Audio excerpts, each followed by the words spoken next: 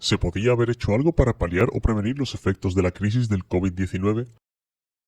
Dependiendo de la ideología política que se profese, esta pregunta tiene dos respuestas cerradas. Claramente sí o rotundamente no. Pero mejor observamos los datos que tenemos. Los primeros casos en España datan a finales de enero y por parte de personas extranjeras. El día 30 de enero, el director general de la Organización Mundial de la Salud declara que el brote constituye una emergencia de salud pública de importancia internacional y acepta las recomendaciones temporales propuestas por el Comité de Emergencia. ¿Qué propuestas son estas? El comité está convencido de que todavía es posible interrumpir la propagación del virus si los países aplican medidas sólidas para detectar pronto la enfermedad, aislar y tratar los casos, hacer seguimiento de los contactos y promover medidas de distanciamiento físico en las relaciones sociales que estén en consonancia con el riesgo. El comité convino en que ahora el brote cumple los criterios para declarar una emergencia de salud pública de importancia internacional. Todo esto a 30 de enero. El 13 de febrero se cancela el Mobile World Congress de Barcelona. El 23 de febrero, el ministro de Sanidad afirma que en España no se da el contagio local.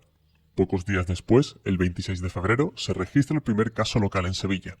Pese a los pocos números de casos, se empieza a considerar que el virus ya campa a sus anchas por el territorio nacional.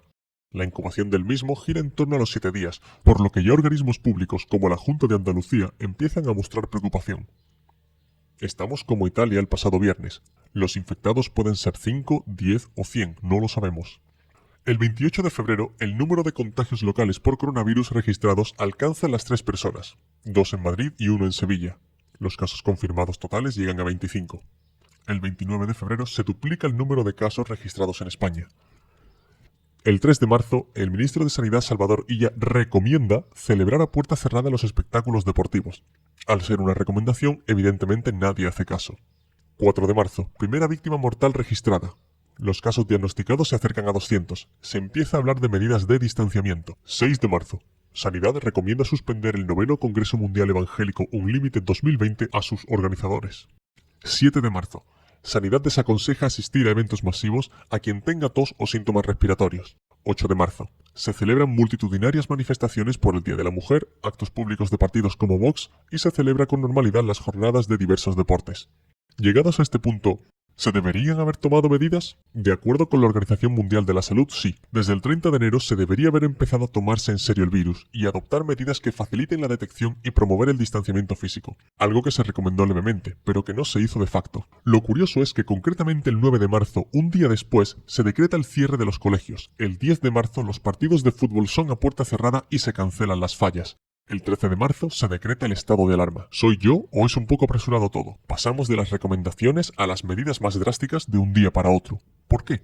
Creo que no es impreciso decir que el 8M es un día de agenda política. No es raro pensar que el gobierno no comenzase a tomar medidas de precaución para no interferir en la realización de esta manifestación, ya que es un marketing magnífico. No me malinterpreten, no estoy refiriendo que la manifestación fuese un foco de contagio crucial para el país.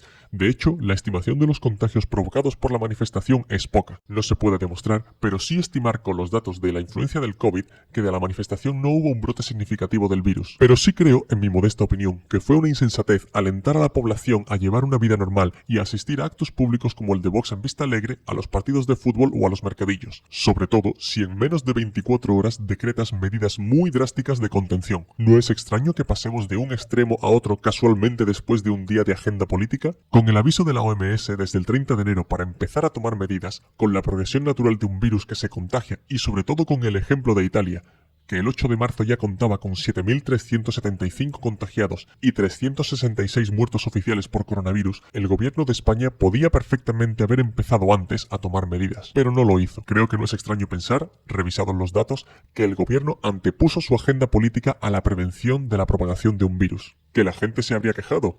¿Que los habrían llamado alarmistas? Con total seguridad.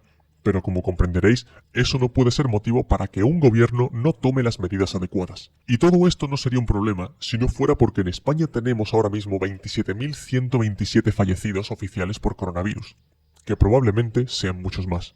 Sí es cierto que la evolución de los casos en España fue más tardía. Es cierto que de cara a comenzar a tomar medidas había cierta incertidumbre sobre cómo el virus podría evolucionar. No obstante, eso no quita el no aplicar las medidas propuestas por la OMS a 30 de enero para todos los países. No aplicó medidas sólidas para detectar pronto la enfermedad. Sí aisló a los que dieron positivo, así como a los españoles traídos de Wuhan. Se recomendó el distanciamiento físico, pero no se adoptaron medidas para reducirlo, no al menos hasta después de que pasase el 8M. Considero, y esto es opinión personal, que el gobierno estiró mucho la cuerda para poder cumplir con su agenda política, que se la jugaron a ver lo que pasaba, y confiaron demasiado en un sistema sanitario que se ha visto desbordado, en vez de tomar medidas de prevención. Como dice el refrán, más vale prevenir que curar, pero en España no hemos prevenido. Hemos tenido que llegar a esto para ver y palpar que defender una ideología, sea la que sea, puede tener consecuencias muy dañinas para la sociedad. Pero viendo la reacción de la gente en general, parece que no aprendemos. Pero ese es otro asunto.